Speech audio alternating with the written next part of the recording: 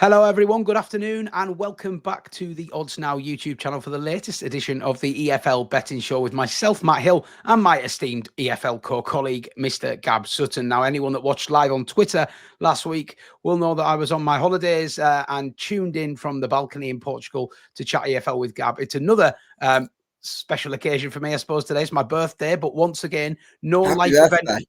Thank you. No life event will come in the way of me discussing the Football League with Gab on a Friday. Let me tell you that.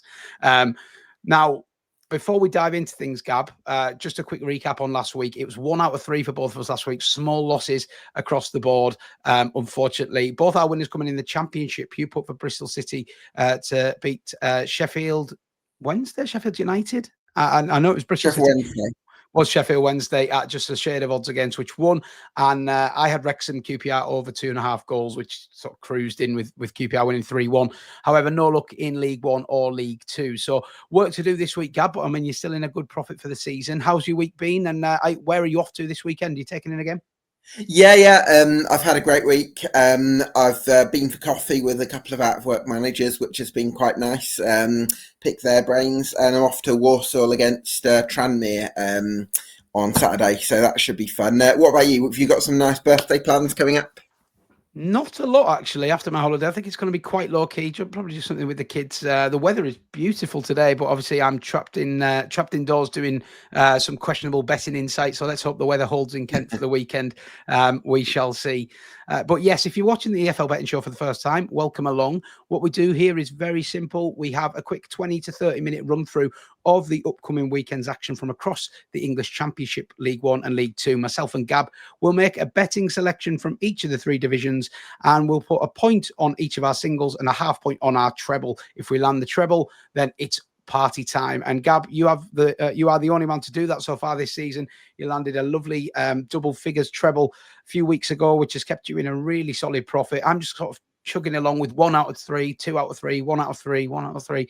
So I'm not hemorrhaging points, but I'm not ahead either. So work to do for me. Maybe this is the week I get my treble up. I certainly have gone a little bit safer this week.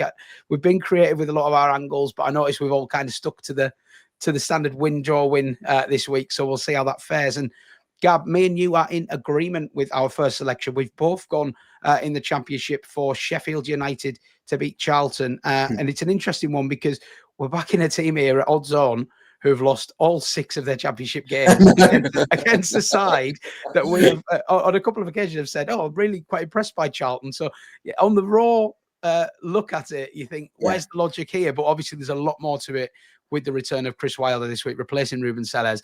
Gab, I'm going to let you sort of go first, see if I've got anything to add to it. But why did the Blades catch your eye? Because we've both independently came to the same conclusion here, haven't we?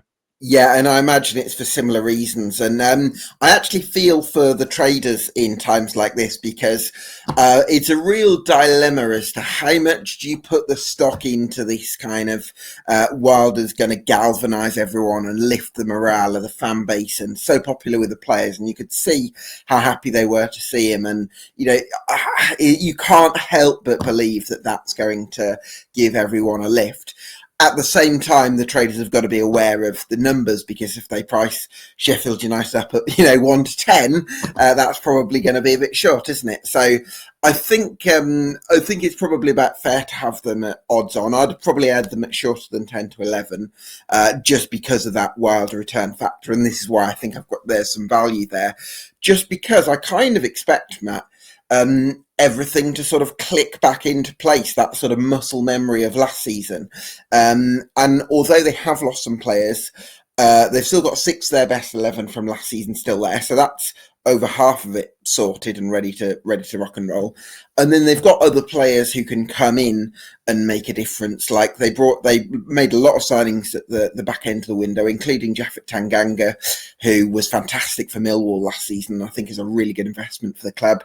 They brought in Alex Matos. They've got Samere to come into the team. So they've got players as well as, some of the ones remaining from last season that I think can come in and make a difference. But again, the main reason I'll go back to it, it's the fact that Wilder's so popular with the fans and players alike, and he's going to give everyone a lift. And that's why I think Sheffield United are going to do the business against Charlton and get their season up and running.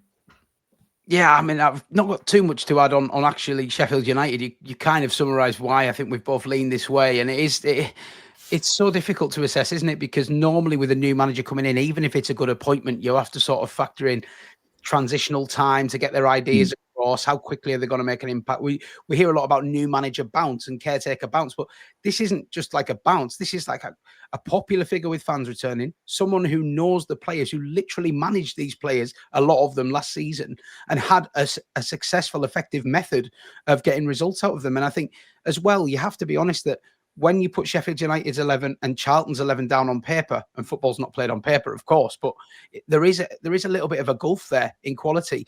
And it's just whether you discount the 6 results that we've seen previously and to what extent you discount them. Because I mean, on our punters panel on oddsnow.com, it's interesting, myself and yourself both giving a good word for Sheffield United. Adam Drury just urging a little bit of caution, saying, I do believe Wilder's going to turn it around. I just want to see it before I get too involved. And I totally get that line of thought, because I think in his words, they were a bit of a mess last week. They were. But you just wonder whether, when you see these positive reactions about the players coming back and seeing Wilder and all these hugs and high fives and jokes and stuff, like, I don't like to say that players wanted this change to happen or were not playing for Ruben Sellers, but there's definitely a lot of players in there that have got 3 or 4 more gears to go up based on what we've seen of them this far. And I really do think, like Wilder, there was a comment he made. I think a journalist asked him what formation he was going to play, and he said the same formation that however many thousand Blades would have been playing for the last few weeks, kind of thing. And it was like just so no nonsense. It was just like, we're just going to go back to what works. And I think when somebody that's been there and done it comes in and speaks with that conviction and belief, instantly as a player, you're like, right, we're back now. Like, we know what we're doing. Confidence, even though you've lost 6 in a row, confidence is probably going to be high coming into the weekend. And I also factored in just a little bit Charlton. I have a lot of respect for Nathan Jones, and I think they're going to be absolutely fine this season, Charlton, but they don't create a lot of chances. They don't score a lot of goals, particularly away from home. And I think that if Sheffield United do come out with their tails up and score early, I don't really see Charlton as the kind of side that are going to mount a dramatic 2 or 3 goal comeback. I actually think, Charlton's best chance here is to keep this tight for the first 45 minutes and then grow into this game. And I think that's going to be very hard at Bramall Lane. It's going to be rocking, isn't it? And all signs point to a Sheffield United victory here for me. And you're right. I think this game played 6 weeks later, they might be close to 1-2 here. So we're chancing it to an extent, but I also think we're getting the value that allows us to chance it. And can I just one more before we move on to the next one? I think there's a 16 to 1 on offer that I've just put on an article detailing my case for it on oddsnow.com. You can get 16 to 1 on Sheffield United to finish in the top 2, because I would just make the argument. I actually completely get Adam's case. I think that's probably more level-headed than me, maybe. Yeah, maybe we're all diving in. I know, exactly. Maybe we're guilty of that. But, if we're being a bit speculative here, 16 to 1, I think we're still at an early enough stage of the season where you put a run of wins together and the picture can change dramatically. And I would also say Sheffield United between now and December, the fixtures are pretty favourable, I would argue. I would argue that none of the teams that have a double-figured points tally at this stage of the season are necessarily the teams that you would expect to be up there. So in terms of the gap, it's actually a little bit more manageable, you could argue. So, you want to, if people want to, be a little bit speculative here, there is the 16 to 1. I think it's about 9 to 2 for promotion as well. So I would maybe say look in those areas if you want a bit of a long shot. Definitely. I'm all over that kind of angle at this time of the season, because we're very reactive bunch, aren't we? But 6 games out of 46 is no sample to be judging a team on. And I think back to Walsall last year. How many points clear were they in League Two? It looked like they were going to win it by a record margin at one point, and they ended up sort of hanging on for the playoffs. That there is a long, long way to go. And this season, I think credit to Sheffield United's board in a way that they have kind of owned up to their mistake and they've made this change quickly. It would be easy to, struggle to swallow their pride and just kind of go along with it a little bit longer. And, I feel for Ruben Sellers, but equally, they've made this change with conviction. There's plenty of time to get things rolling again. And I think they're going to get things rolling very quickly, in my opinion, and same of Gab's as well. So we shall see how that one pans out. 10 to 11, it's available in various bookmakers. It'd be interesting to see if more money comes for them between now and kickoff. Well, we'll go into League One then, Gab. Another managerial change here is the focus of your selection in the third tier. You're going for Wickham to beat Northampton again, just a shade of odds on at 17 to 20. Obviously, a disappointing 2-1 defeat to Peterborough last weekend marked the end for Mike Dodds. I feel like we've spoke about Dodds at Wickham quite a few times, going back to last season and a little bit of this season, and just it's never really felt like a great fit, and it's never really felt like the fans truly bought into it. And you know, they sacrificed quite a good position, a promising position last year, sluggish start this year. The change has been made, and I think there's a lot of positive feeling around the place now, isn't there? Yeah, absolutely. I think the jump from coaching to management, I think it's often been assumed, we've had an era in football, haven't we, Matt, where it's been assumed that if you're a really good coach and are brilliant at developing players and in possession, technical stuff, you can be a really good head coach because a lot of the operational side is taken care of.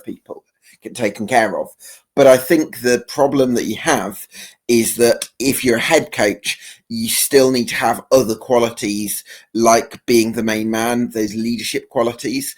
And that's where I would question Mike Dodds. I think he's actually a brilliant coach. I think he could go into any club in world football, and if he's assigned the job of technical coach some in possession patterns or develop some young players, he could do it no problem. But as a manager or head coach in League One, you've got to have a lot of other ingredients. And what I really like about Michael Duff is I actually think he's underrated as an in-possession coach. But I think the reason, I think he's also got a lovely range of other qualities, like out of possession work. He's able to be firm with players when he needs to be. Lots of other ingredients that sort of means more boxes get ticked, and that's what I'm excited about. And I think Wickham fans are going to welcome the appointment.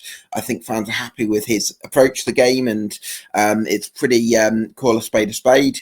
And I think that's going to be an instant impact. And I would have, if Mike Dodds was still in charge, I would have maybe backed a 0-0 draw for this game. But I think under Michael Duff, I think Wickham get 3 points. I know you're a big fan of Mike Duff, Gab. I've heard you speak sort of glowingly about him previously, and he's done some great work at this level and the level below. Do you view this appointment as a bit of a coup for Wickham? Because I think at one time he would have been really, linked to even in bigger jobs than this. I suppose his stock has fallen a little bit in the last couple of years, but it could be a masterstroke of an appointment, couldn't it? I agree. I think his stock in the internal world has fallen because that's just how the industry works. If you get sacked in a couple of jobs, obviously you're going to be perceived differently. But I still see Michael Duff as somebody who's capable of managing in the Championship. I think Swansea was a bad fit, and I would argue that at Huddersfield, he had a lot of although they had a big budget at Huddersfield, a lot of that was taken up with players they still had under contract. And a lot of those players, Matty Pearson's gone to Doncaster, Tom Lees has gone to Peterborough, Josh Carome has gone to Leyton Orient. These are players that Michael Duff was sort of held to top 6 standard with at Huddersfield, and none of them have really gone upwards. So I would argue that, if he was maybe given the rebuild this summer with that influx of new players and the investment, that I think he could have got Huddersfield into the top 2. So I think he's a top League One manager, and I agree with you. I think it's a fantastic appointment.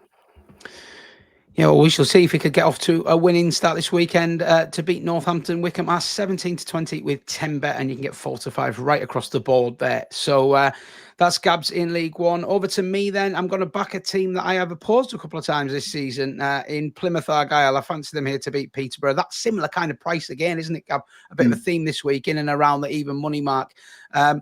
Yeah, I've been impressed with the way Plymouth have bounced back in recent times, because I was starting to really worry about them after 3 or 4 weeks. Tom Cleverley came in, a little bit of a baptism of fire for him. Obviously well thought of at Watford, but he had the credit in the bank there from his playing days and his popularity at Watford as well, that everyone was kind of willing him to do well. He came into Plymouth. They didn't start well. I thought things could have got hairy for him if that had continued for a couple more weeks. Actually, as it is now, Argyle have won 4 of their last 5 in all competitions.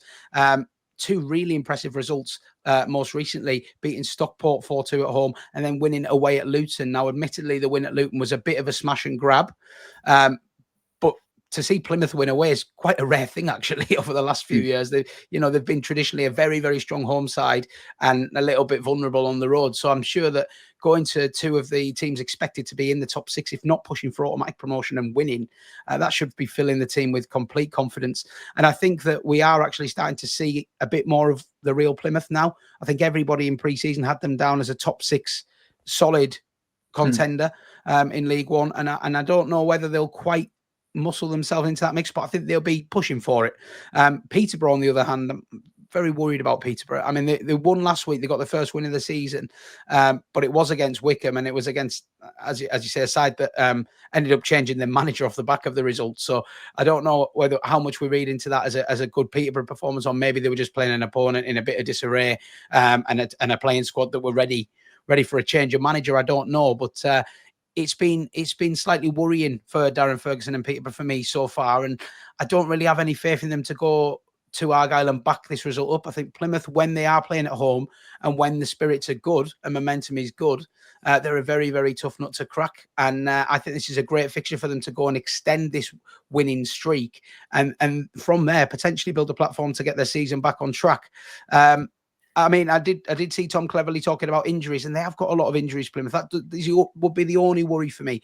They are missing a few key players, and that's actually say they're conducting an internal inquiry as to why they've had so many long-term injuries at the club, which is I've seen a few clubs do that, and then they never really seem to get to the bottom of it. I do think these things are just kind of, sometimes you have a lot of long-term injuries. So I still do think, that said, that looking at the likely 11 for Saturday, looking at the fact they're at home park, and I have big reservations over Peterborough, I'm more than happy to take what is effectively double your money on Plymouth to get the win here. Yeah, I also wanted to flag from Plymouth's point of view Bradley Ibrahim, because he was outstanding for them in that 3-2 victory at Luton last weekend. One of the promotion favourites, Luton, as well. So there is a real sign that Plymouth Argyle have turned a corner. I think people were asking all the big questions around Plymouth Argyle and whether they had enough of the extra ingredients. Like, I look at the title-winning squad that they got in 2023, and they had some really big characters in that squad. And I think people were questioning, given the sort of youth-based recruitment that they'd gone for, whether that was still in the group. But I think to go down to 10 men after Joe Edwards had been sent off and still go on and win the game shows incredible spirit. So some big answers have come out of Plymouth Argyle in the last couple of weeks, and they'll be looking to continue that. Yeah, they certainly will. That's Plymouth to beat Peterborough for me. Then 19-20 with Sporting Index, similar prices available right across the board, really. So we've had all of these kind of just odds-on picks here, floating around even money. Gab's going to blow them out of the water now with his biggest price selection of the week. And we're down into League Two for it, Gab. Grimsby to beat Barnet at just over 2-1. And I read you in the punters panel saying you couldn't believe this price. Now, you've had a bit of close-up experience watching both of these sides, particularly Barnet. I think I'm right in saying. I've seen them a couple of times this season. Barnet were well fancy going into this season. A lot of sort of shrewd judges putting them up as a solid pick for a top 7 finish in League Two. Obviously did so well in winning the National League last season. But I think it's fair to say the transition, they've maybe found it a little bit tougher than they thought they would. Sure. Or certainly that other people thought they would. I think there was a general belief that they would just be able to become one of the better sides in League Two, playing the way they are, and it's not been quite that easy. Grimsby, on the other hand, well, we all saw their heroics against Manchester United in the EFL Cup, but they've been pretty rock solid in League Two as well. Very established boss there, of course, and yeah, I can see the angles for this, but just tell us a little bit more how you landed on this one. Yeah, well, I saw Barnet with my own eyes win at Crewe last weekend, but they were somewhat fortuitous to get that result because they relied on Crewe spurned a few penalties. Yes, so Ciaran Flicker saved 2 penalties in the second half from Max Sanders and the like, and then in the latter stages of the first half, Crewe spurned a lot of chances as well. So So yeah, Barnet definitely, although it was, they showed a bit of resilience, Barnet, they definitely rode their luck a little bit. So I think for a Grimsby side that have been outstanding in League and Cup this season, and okay, the cup runs have maybe interrupted some of their league performances, and they've had one or two games where they've been a bit more subdued. I still think they've been one of the best teams in League Two this season, and I also think they've got the squad depth to manage to compete on multiple fronts in a way that they might not have done. If you look at the strength of their bench, I think it's pretty strong. So yeah, I think 41-20, I think is a huge price. Granted, Barnet are the home team, although Barnet have actually got all their points so far away from home. So to back Grimsby at 41-20, I think that's a huge price. I was just going to ask you, Gab, about that because, you pointed out before I could say, but all the points coming on the road for Barnet thus far. Why do you think that is? Obviously, it was a fortress last season. Do you think maybe that they're just getting caught out a little bit with the playing style at home against superior opposition? Yeah, I think so. When I saw them against Fleetwood at home, they played out from the back a lot. Now it didn't help that they didn't have Nick Tavares at that time, so maybe the quality in terms of playing out from the back wasn't as strong as it would be now. But again, they played their way into trouble. What I think they did do quite well at Crewe was they went long to Leon Love, who's just come back from injury, and played that target man role, and it did kind of reduce some of the pressure on them at times. So I do think away from home that can be a useful tactic, and maybe at home there's more of a pressure from the fan base for them to play their natural game and dictate to the opposition, which might actually be why they've sort of encountered some problems at home. But I also think, availability has been an issue for Barnet, and someone like Anthony Hartigan, who was so influential for them at the base of midfield in the National League, is yet to acclimatise to the tempo of League Two, even though he's played at this level before. So, they've had a few difficulties just translating their form in the National League into League Two. And maybe Grimsby in that regard are a little bit further along in their development. So, I'd just go back to it. I think 41-20 is an enormous price. Yeah, well, you don't need quite as much justification when you're going north of 2-1, and I think everyone can see the angle there with Grimsby to beat Barnet at 41-20 with Bet MGM and the like. My selection in League Two then to round things off this week, I'm going for my first away selection here. I'm going to back Gillingham to beat Newport at odds against 11-10 with Bet MGM. I thought this price really stood out to me. This is two teams having completely parallel campaigns, aren't they? Gillingham, I believe, if they go unbeaten tomorrow, will make it their longest unbeaten start to a season in the EFL, 9 games unbeaten, which would be some achievement for Gareth Ainsworth's men. They are, of course, sat at the top of the league at the moment, and they're playing a Newport side who, look, I'll just put this out there, and maybe this is a personal thing. I always am careful of taking on Newport. Every time I try and get them beat, they pull a result out. They're like one of my bogey teams. And I think I also had a rotten record going there to watch Carlisle. I've been to Rodney Parade about 5 times, and I don't think I've ever seen us win. I've seen some miserable, wet, heavy defeats as well. So, sorry, Newport fans, you're not ranked high in my heart, I'm afraid. But I do just have to go on the numbers here for this one. And like Newport are being out. Not only are they not getting points, but they're being outperformed on the XG on a weekly basis. Like they're not offering an awful lot up in terms of chances created. And they got a 1-1 draw at Tranmere last week, which, as I mentioned to you off air, Gab, I had Amari Patrick to score any time and really did have a great chance. A great save from the keeper, then hit the bar with the follow-up. And I think Newport got their equaliser the 87th minute. It was a little bit of a smash and grab. Yeah. So, and that would have been 6 defeats in a row if they hadn't got that equaliser as well. So this is a team in really rotten form, going up against one of the league's unbeaten sides, league leaders, confidence high. I'm amazed we're getting odds against here, really. I suppose they're away from home, but this is a Gillingham side and a manager in Ainsworth who thrives on being away from home. I've used this quote already this season. I'll use it again. Gareth Ainsworth says he loves the thrill of trying to come back from an away game with a result. I mean, he probably gets more up for away games than he does home games. He obviously just loves that sort of camaraderie of being on the road with his team and trying to get back with the points. And it just sort of typifies him as a character, I think, as well. So I don't have any fears backing Gillingham away from home here, particularly against an opposition who I think are significantly weaker than them. So I am going to take this 11-10 with quite a bit of confidence, actually. Gab, I know you're going to jump in with some insight, and I do have a question for you as well, but I'll let you go first, and then I'll ask you a little question. Yeah, please. I just to add to what you're saying there, I love the 11 to 10. I think that's a huge price given Newport's form. They've lost 5 of their last 6, and seem to be really struggling at the moment. If you wanted to go to more of a long shot or a more of a speculative, can I guess? Oh, 1-0 correct score. It was on my list as well, Gab. That's why I said it, because I thought, do I go really ambitious with the 1-0? It is 6-1 for Gillingham to win 1-0. And there's other ways of playing it as well. You could also do Gillingham to win with under 1.5 goals in the match, or under 2.5 goals in the match. I think Gillingham with under 2.5 goals. Gillingham to win with under 1.5 goals is the same. Oh, sorry. Yes, correct. Gillingham and under 2.5 goals is the one I was trying to get to there. That is 3-1, which I thought was absolutely massive. 1-0 or 2-0, keeping the 2-0 onside as well. But as I say, I'm just not getting too silly, because Newport, they've got a funny way of sort of crossing my path. So I'm just going to keep it very simple and safe and go with the win.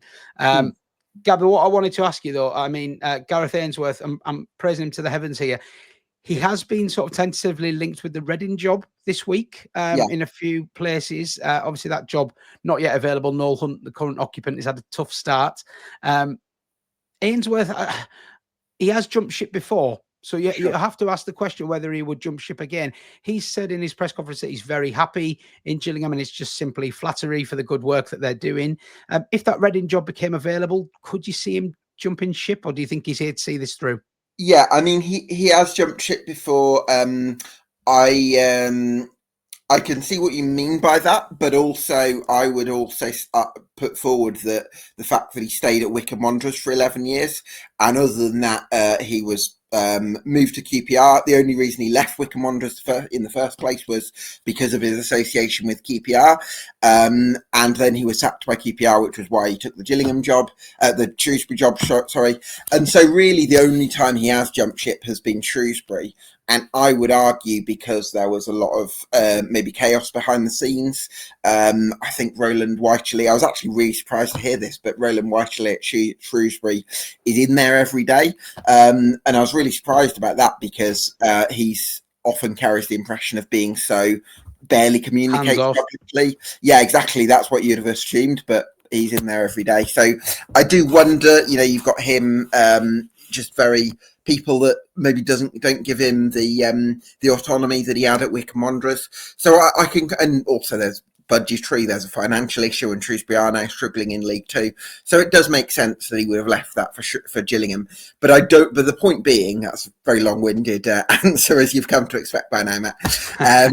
But the point being, I think he is generally a very loyal person. So he might have left Shrewsbury, in those circumstances. But generally, I think he's someone where if he feels valued and he has connection with the owners, and with the Gallinsons, he's going to be well backed, isn't he? There is the resource there to go again if he can get them up, I suppose. So, yeah, I mean, I'm just interested to hear your opinion, because I feel the same. I actually think if that Reading job comes up, he would stay at Gillingham, particularly after the start he's made and the foundations he's laying. And, they're obviously my nearest EFL club here in Kent, 15 minutes away. And, there's a really good rapport already between him and the fans, I think, and everyone's really bought into it. And it's as good as I've felt the club since I moved down here 8 years ago, I would say. So, I hope he sticks. I hope he sticks around, and I definitely think they can get that promotion this season. I think League Two is wide open, and they can go and get it. Just one more point, going back to the 1-0 score, the case for the 1-0 scoreline, that's 6-1, as you mentioned, or under Gillingham and under 1.5 goals. That's how we prefer to. Exactly. In three of the 4 1-0 wins that Gillingham have had so far this season, they've had either 8 or 9 shots in their game, and that suggests. So there was another one where they won 1-0 because Sam Gale scored in the 89th minute. But generally, when the goal comes earlier than that, they only have 8 or 9 shots. And that suggests to me, to a team that kind of fits in with my other experience of Gareth Ainsworth's teams, if they get 1 goal, they're not necessarily the type of team that's going to throw the kitchen for more. Yeah, they're going to be happy to manage the game. And so I think 1-0 is going to be a familiar scoreline for Gillingham this season. So that 6-1 could be a value play. But I like your 11 to 10 as well. Okay, well, we started with an 11 to 10 chance. We've nearly talked ourselves into a 6 to 1 bet, I think. Yeah, anyway, talking of 6 to 1 bet, that is the final leg of my treble, which pays 6.67 to 1 at Sporting Index and generally sort of 6.5 to 1. So, 13 to 2 right across the board, wherever, if you want to do it. Those are my three picks: Sheffield United to beat Charlton 10 to 11, Plymouth to beat Peterborough, which is 19 to 20, and Gillingham to beat Newport 11 to 10. Really do quite like the look of those three this week. Gab, you've also gone with Sheffield United to beat Charlton at 10 to 11. You've gone for Wickham to get off to a winning start under Michael Duff with Northampton against Northampton at 17 to 20. And you're going a bit bigger with your final selection, Grimsby to beat Barnet, just north of 2 to 1 with BetMGM, which means you get a 9.43 to 1 treble at its best price with Betfred. Gab, if you were just placing one bet this weekend on either of those three teams, which would it be? It'd be Grimsby Barnet just because of the value. Like it. He's going bold. He could have gone safe. He's gone bold. For me, I think it would be Gillingham, actually. So we're going for the League Two double. And to be honest, Gab, agreement across the board, I think, with all of those, really. Yeah, you could just go for the fivefold. Obviously, we've both got Sheffield United in the Championship. If I was a little bit more organised, I'd have worked out what that fivefold price is. But a little bit of homework for you viewers at home. You can go and put it in your own bet slips if you are going to have a little go, and you can let us know if you fancy it as well. If you are watching along and you're still with us, thank you. Do let us know in the comments what you're going to be backing this weekend on the EFL. And please do, as always, gamble responsibly. If you are having a bet this weekend, keep it fun. And we'll be hoping that we'll be celebrating some winners. A birthday treble for me. That would be nice.